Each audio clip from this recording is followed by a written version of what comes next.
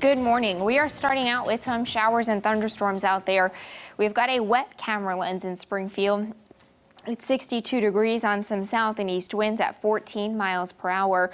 We're finding some clusters of showers and storms with some locally heavy rain and lightning, stretching from Monette through to Branson and Mountain Home, and then we've got some locally heavy rain in Springfield as well. We have not found severe weather with this morning, but you see these storms back to the west. These get here by midday and could have some damaging winds with that. They've already had some warnings in Oklahoma City and Tulsa. It's 63 degrees in Branson and 59 degrees in Camden.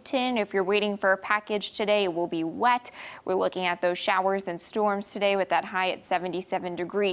Multiple rounds of storms today. If the morning round of storms doesn't totally use up all the atmosphere's juice, we could have more strong and severe storms later on with some golf balls, highs, hail, 60-mile-per-hour winds, and heavy rain.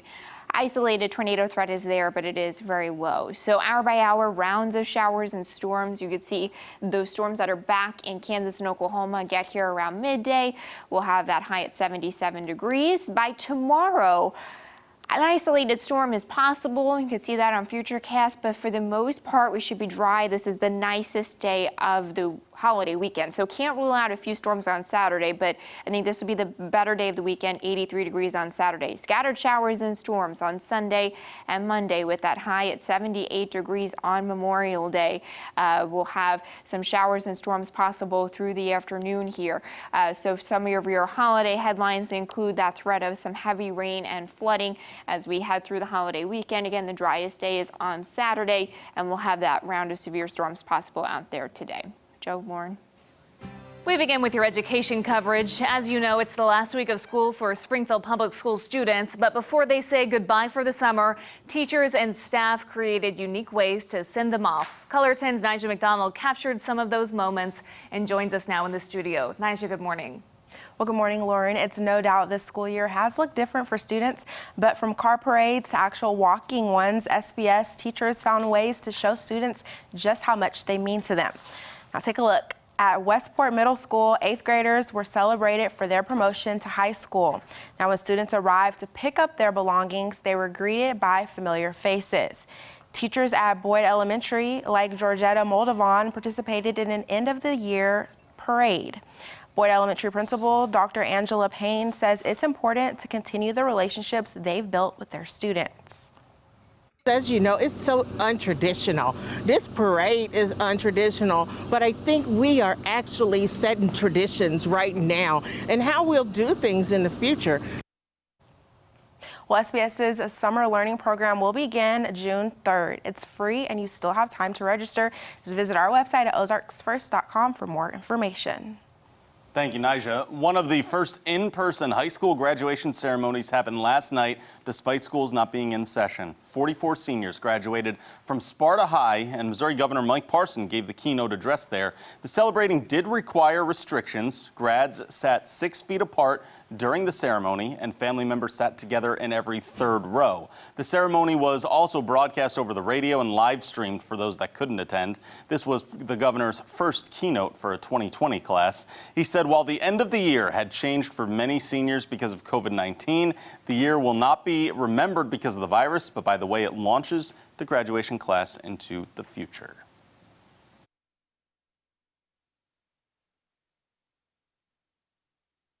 But what you will do is you'll cut your own path. Not your mom and dad's, not your grandparents. It'll be up to you, what you do. And the only way you can do that is what you're willing to do. What are you willing to achieve and what are you willing to accomplish? This is one of the first in-person graduation ceremonies in the state. There are more to come, though. You can find a list of some schools' graduation plans in the area just by going to ozarksfirst.com.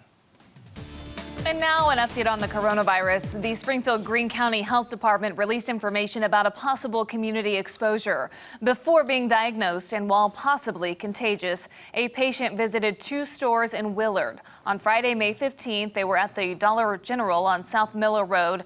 That same day, the patient visited Apple Market. Now, this person was wearing a mask at both stores and was not showing symptoms. People who were at these locations are at a low risk but should watch out for symptoms. And we're giving you another chance to ask Missouri lawmakers and Governor Mike Parson questions about COVID-19 and its impact on Missourians. You can join us this Tuesday, May 26th at 8 o'clock on Ozarks Fox. Governor Mike Parson will answer questions live from the governor's mansion. You'll also hear from the state's education commissioner and from a St. Louis area doctor about next steps. Email your questions to the address on your screen, motownhall@tvstl.com. Going to put crime into focus for you now. A 24-year-old man from Republic will be arraigned today for allegedly harming a baby. Police say Eddie Davis shook the child too hard. The baby's mother noticed something was wrong in February and took the child to the hospital. Doctors found a brain bleed consistent with shaken baby syndrome and bruising on its body. Davis was arrested shortly after and is now facing child abuse charges. Police say he admitted to shaking the baby because it would not stop fussing. A wanted Missouri man has been arrested at his home in California. 34-year-old Mitchell Medina was wanted for felony vehicle theft and vehicle tampering in Mercer County. Authorities in Buellton, California responded to Medina's home and found the stolen vehicle in his driveway. A short standoff happened there before Medina eventually surrendered to police. He is being held in California while extradition is arranged. Got some news from around America happening for you now. Police are investigating a murder that was actually played out on a Zoom chat in New York. Now a man is in custody accused of killing his father. 72-year-old Dwight Powers was on a video chat with about 20 other people when his 32-year-old son, Thomas Scully Powers, allegedly stabbed him. Police say people came on the video chat and were concerned after they noticed the man fall. Several of them actually called 911. When police responded to the scene, they say the victim's son jumped out the window and fled. He was caught and is charged with second-degree murder. A union representing UPS workers says there's an outbreak of coronavirus at one of its facilities in Arizona. It believes at least 36 employees at the UPS distribution center in Tucson have tested positive, including 3 who were admitted to the intensive care unit. The union accuses UPS of mishandling the situation by not testing workers frequently or implementing proper mitigation strategies. UPS says it has safety protocols in place, though. Tyson says about 25% of its workers at a North Carolina plant have the coronavirus. That amounts to 570 people.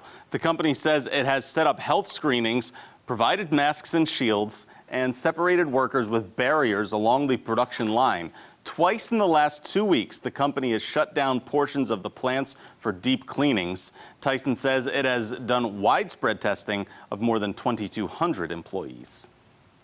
Here's what's making news around the world. More than 170 students at a school in the Philippines were able to attend their graduation ceremony remotely from home with the help of robots. The robotics team of the high school suggested assembling a robot that could represent each of the students for a cyber graduation.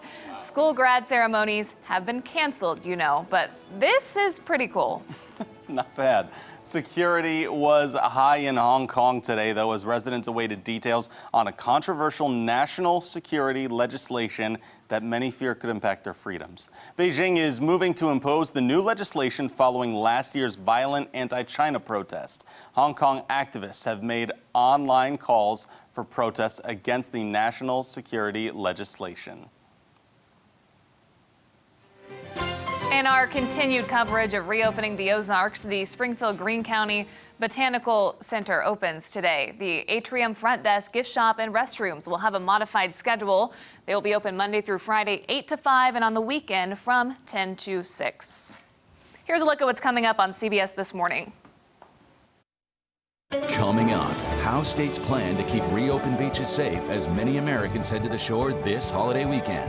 Plus, a look at the science behind the popularity of quarantine makeovers. Coming up on CBS This Morning. I haven't thought about quarantine makeovers. It'll be an interesting watch. People, different hair colors, yeah.